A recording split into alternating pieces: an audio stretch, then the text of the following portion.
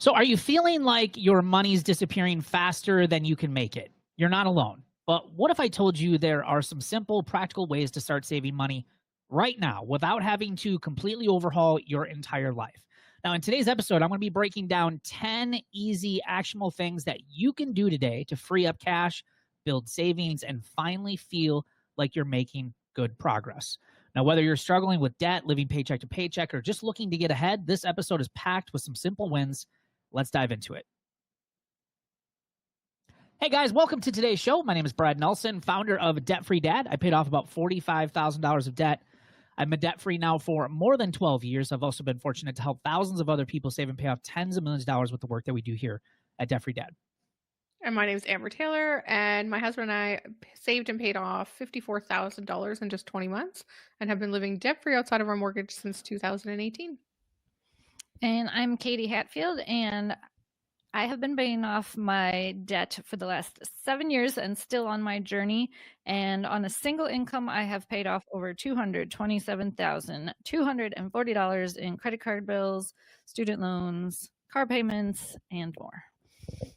And my name is Ryan Nelson. My wife and I paid off about $160,000 in debt over 8 years while we were raising 3 kids. So after listening to this episode, you guys, if you're ready to take things to the next level, you're ready to break free from living paycheck to paycheck, you want to reduce financial stress, build your savings, and finally pay off your debt for good.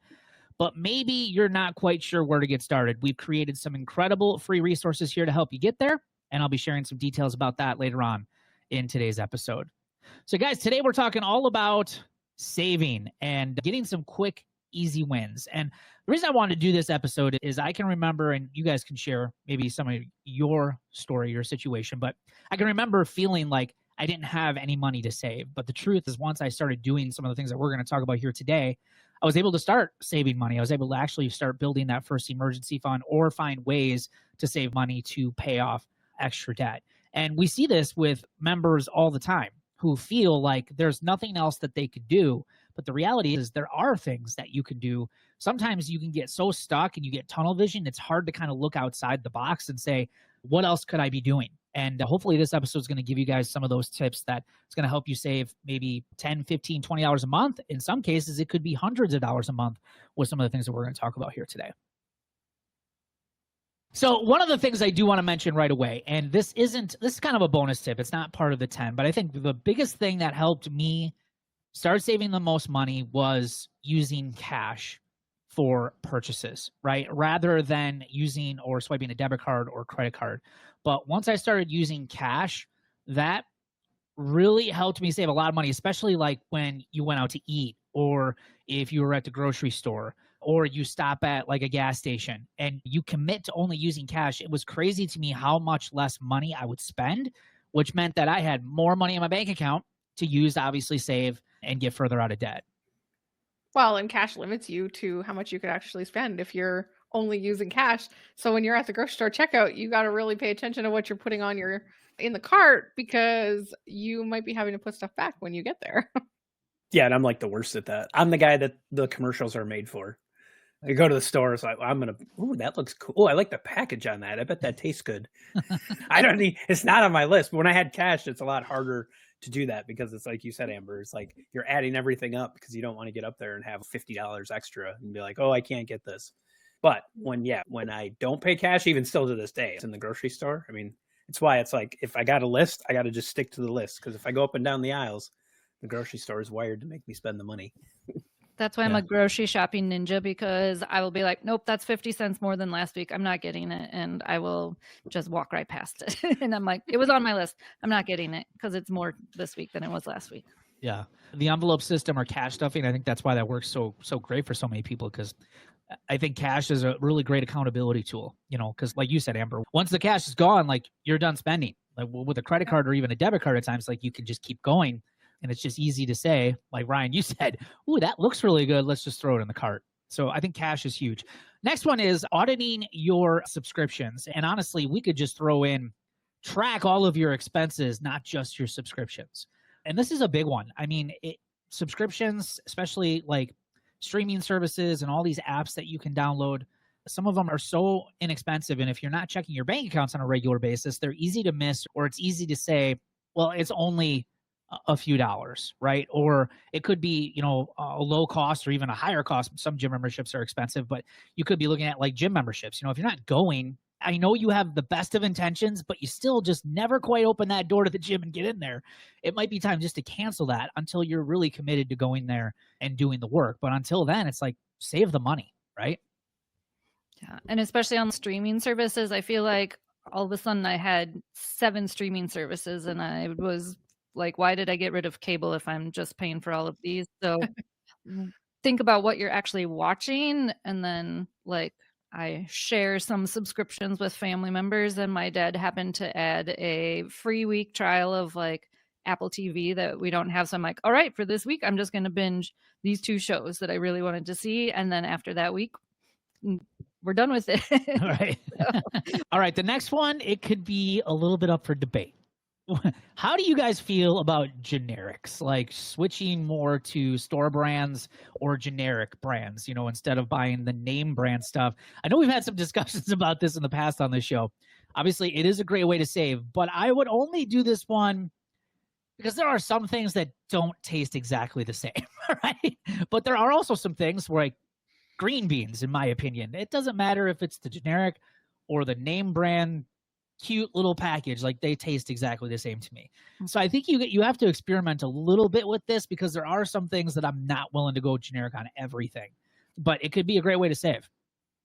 I would say I probably 80% go generic. There's a few that I will not. My peanut butter, definitely not. Yeah, and you can't like skimp on saran wrap versus the generic kind. There's a big difference. Yeah, it doesn't work quite as well. Same thing with tinfoil, right? Tinfoil is the same way. You get the cheap tinfoil and it just tears apart. It doesn't even hold together. But switching to store brands, and one of the things that I love is going to Aldi.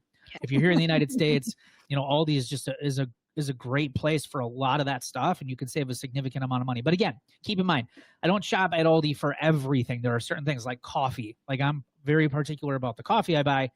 I can't find that at Aldi, so I have to go to a normal store. But it can be a great way, especially on produce items and things, to save a significant amount of money.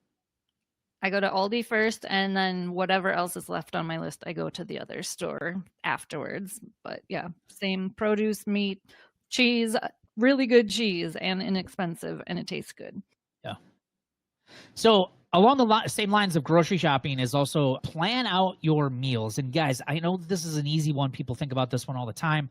But it's crazy to me how much money we spend on going out to eat. And by far, you guys, when we ask our members, what's the number one area when you first started Roots or started getting out of debt, started looking at your spending, what was the number one area that you were overspending in? Almost every single time, you guys, it was going out to eat. And again, I love going out to eat as much as the next person, right? So I'm not telling you to necessarily cut out everything out of your life. But if you're someone who, needs to build your first emergency fund, you need to find ways to start paying down some debt, free up some cash flow. Skipping out on going out to eat and just getting better at meal planning can save you hundreds of dollars per month. We've seen members spending anywhere between, $200 to $300 on the low end to $600, $700, over $1,000 a month on going out to eat. So it adds up really, really quick. And the more you can cut back, obviously, the more money you have to save. Yeah, the going out to eat for us was definitely the thing that we realized, oh my gosh. We gave ourselves a pay raise by stopping going out to eat, or slowing it down at least. So it made a huge difference in paying off our debt. But planning meals, though, around what you have and then what you can buy, but actually planning it and having that plan to make meals made it so much easier. And then you use what you have and you're not throwing it out either. So it makes a difference all around. Yeah, I do the big batch meals. So either I'm going to eat the same thing for 4 days straight because I'm single and that's what I do, or I freeze portions of it to use later. But it just makes it easier for me to be like, nope, I have food at home. I already have a meal ready to go. I don't have to stop. I can just go home. Yeah. Well, and I think when it comes to meal planning too, try to plan your meals around stuff that's on sale too. Most of these places, most of these stores have apps now. You just look at the apps where you shop. I mean, plan some meals around that where you're going to save the most amount of money. And again, I don't expect people to do this for every single meal, every single week. But even if you just commit to, eating 3 to 5 meals at home and just doing your best to buy those products at the cheapest price, again, it all adds up over time. And then again, sticking to more food is shop your pantry first. I got a funny story. The other day we got waffles in our grocery order, because we do online ordering. I don't like to go to the grocery store, so we just have it sent right to the house. And we got a box of waffles in there, and I was like, I'm pretty sure we already have waffles. And I go in the freezer, and yes, not only did we have waffles, but we had 5 boxes of waffles in our deep freezer, right? So this was like a wake-up call to me. Is like, I got to make sure that I check the freezer outside before I order waffles, because we're going to have waffles now for quite some time at our house. But this is another great area, like when you're talking about meal planning, is just go through the food that you already have in your house. And if you're anything like our house, there's plenty of it in there. But it's interesting, you know, you have to meal plan, you have to create these new meals. It's like, just use the ingredients that you already have. And there's an app for this, I think. Amber, I think I shared the name of it with you, and I can't recall what it is, but there are apps out there where you can actually put in, like, this is the stuff I have in my home, make me a meal. Or if you're using ChatGPT and AI, you can do the same thing with that too. These are the ingredients I have, create a recipe for me to make. Like, there's a lot of great tools that'll help you do this. I take a picture of what's inside my fridge and freezer and pantry before I go grocery shopping to make sure I don't need to stock up on those things. And I have a chest freezer, and I saw someone on Facebook, probably, they take a dry erase marker and write what's in the freezer on the lid of the freezer. So I just take a picture of what my list is, and I update it whenever I put stuff in or take stuff out. That's genius. I never would have thought about that. All right, next one might be a little bit difficult, but pause your automatic shopping apps or just delete the apps like altogether. So we're talking about things like your Target app or your Amazon app or DoorDash, or really any area where you feel like there's temptation, right? Especially on your phone. Because when you get bored, if you're anything like me, you shop, right? Or if you're lazy and you don't want to cook food, it's so easy to open up DoorDash and be like, yeah, I'm not even going to go get it. I'm just going to have it delivered, right? So try to remove as much of that temptation as you possibly can. Make it harder for you to do it. And the more money you can save that way too. For me, it wasn't always the automatic like shopping apps. I mean, now Amazon, yeah, I got to watch myself, but it was the marketplace and the buy and sell groups on Facebook, or all the emails that were coming in and bombarding me.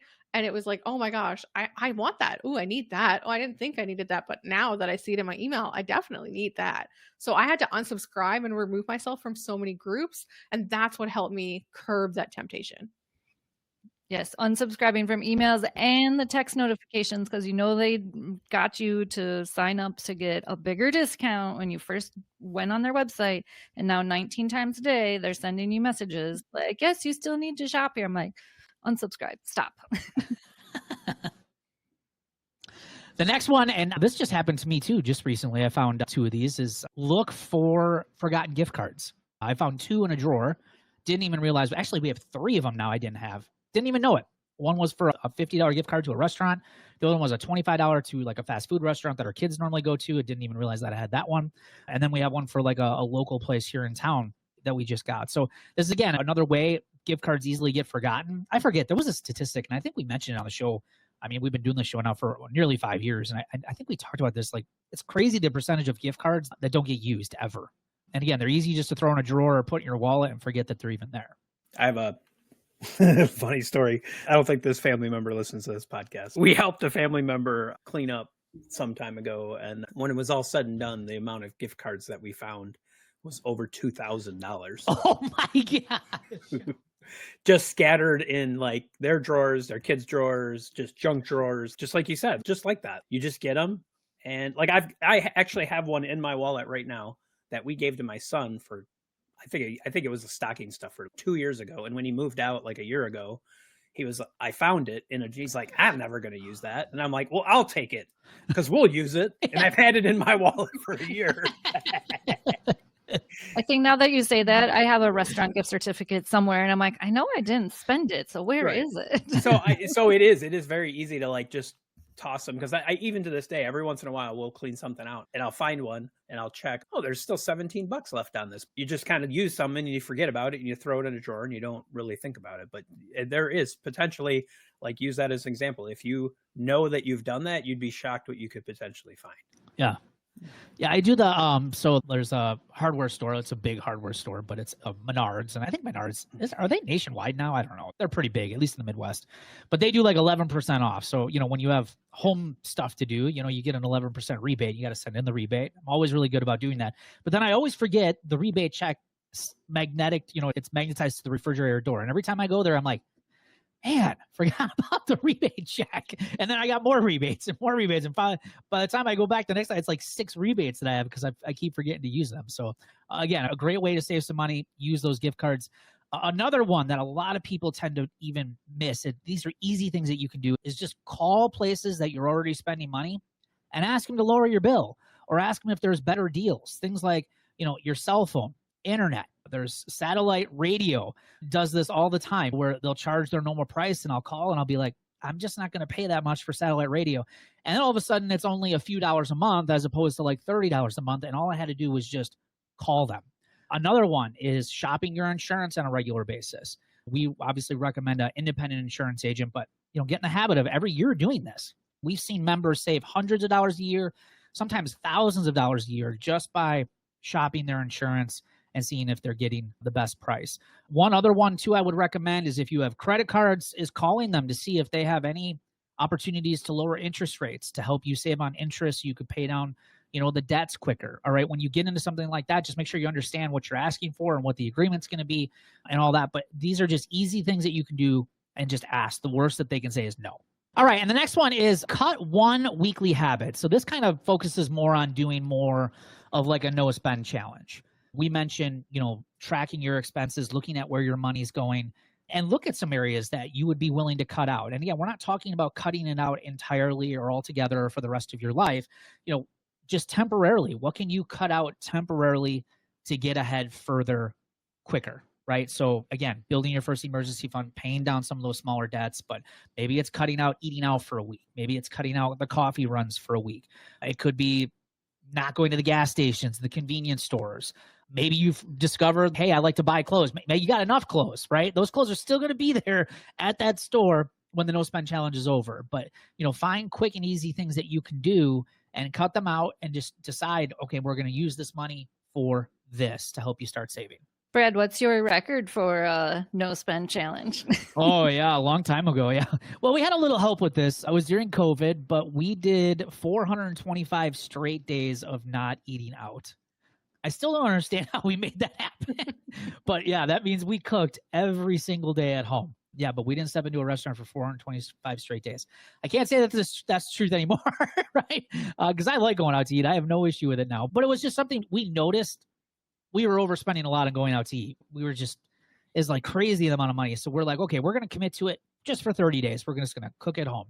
And then 30 days turned into 2 months. 2 months turned into 3 months. And before you know it, it was over a year that we never went. And again, I would never suggest anyone go that long, right? But, a month isn't going to kill you. A week is definitely not going to kill you. And again, you can use that money to save. As you go through the list, I think one of the best ways to save money is, and I think this is where most people get stuck, it's where I was stuck at for a long time, is I have no way to save any money. And it's like, if you really truly believe that, then you're not going to save any money. And you got to be willing to make some sacrifices, do some things different. If you're unwilling to do that, I would say very few people have I ever talked to or met are spending everything like just being perfect with their money. Like everything is just perfect. Like I would say the vast majority of people, if you are saying there's just nothing left, there's no possible way I can save, it's more of a mindset issue. And I was there too. I was unwilling to change. And so I was unwilling to accept that, this $50 in my checkbook every month that was left was all there really was, because I liked going out to eat. I like doing all these things that we just talked about. I don't want to do any of them because it takes work. It takes sacrifice. It takes looking in the mirror and realizing you're doing the wrong things. And so I think one of the best ways to save money right now is just take an honest look at yourself and your finances. And are you being honest with yourself and that you're doing everything right with your money? And, because when you say this, like, just take out your drive-through coffee. Back in the day, I would have been like, I ain't doing that. Yeah. Like to this day, I still love my coffee. I still love going out to get coffee, and I know it's expensive, but now I can do it. But back then I couldn't afford it and I still didn't want to do it. But once we started to do it, like you said, suddenly it's like giving up your coffee. Holy cow. We just saved, $100 this month. You add one more thing, one more thing, one more thing. Suddenly you're able to save $200, $300, $400, $500 a month just by sacrificing some things. And then when you get ahead, you can go back to coffee. I mean, I go back to coffee. I don't feel guilty about it now. Yeah. Or going out to lunch. If you did that 5 days a week while you're working, if you would just make sandwiches at home, like if you would just pack a lunch, it could be that easy to save $10 to $20 a day sometimes. And that adds up real fast. Yeah. Yeah. And I think, well, the point of like all of this is to get you some quick wins, because the wins is what creates motivation, right? And the more wins you get, the more you're willing to try things and get rid of things. So like when I first started, I started out doing some of the small stuff we're talking about on the show. Then eventually it got to, I'm cutting out my satellite TV because I was paying, anywhere between, I was paying $150 to $200 a month on just satellite TV back in the day. I was like, I'm willing to get rid of that. I'll make do. I'll figure it out. I'd rather have that extra money to save or get out of debt. And then it went on to, I'm going to get rid of my car payment. I'm going to sell my car. I'm going to take that $500 car payment. I'm going to use that to get out of debt quicker. Like it builds momentum and it creates change, and you're willing to do more because it starts to feel good, right? So that's the point of all these little things. The last one, really important, is make your savings automatic. Even a small amount, $10 or $20 a week, man, that stuff adds up. And we talk about sinking funds on this show quite a bit and saving up for, future expenses and putting that money away. And sinking funds is just that. It's automating your savings of, okay, I know these expenses are coming up. Like, let's pick on the holidays. Holidays come around once a year. We always know when they are. They're the same date. Like, start just putting that money away regularly on a weekly or monthly basis. It's amazing. In 6 months, it's like you got hundreds of dollars sitting in there, sometimes even more, depending on how much you're saving. And now you can go shopping, get stuff done early. But setting up automatic transfers makes savings, number one, automatic, and it creates a habit, right? Rather than having to physically have to do it, you can just set it up where it's automatically done for you. You don't even have to think about it. When I started doing that, that was huge because I started with, I want to say $100 per paycheck. And then I built up over time to now it's 10%. And I don't even miss it. It just goes automatically in and my savings account is huge. And my savings number is not included in my paying off debt number. So all my savings that I've been doing for the last 7 years is on top of paying off the $227,000. And that is huge, whether it's going into my retirement fund, my emergency savings, or my health savings. It's a big, big improvement from what I used to do. All right, guys. So if you're ready to break free from living paycheck to paycheck, you want to reduce financial stress, build savings, and finally pay off your debt for good. But again, maybe you're just not sure where to get started. Don't worry, we've got you covered. Simplify My Money is sent to you each and every Sunday to your email. And it's going to be your step-by-step roadmap to better financial control. And you're also going to learn some easy-to-follow strategies to manage your money more effectively. Stress-free money decisions that are going to help you simplify your financial life with proven tips that actually work. And you're going to gain the tools and the confidence to tackle your financial goals head on. You can sign up for Simplify My Money by clicking the link at the top of the show notes. Thanks for joining us on today's show, and we will see you guys on the next episode.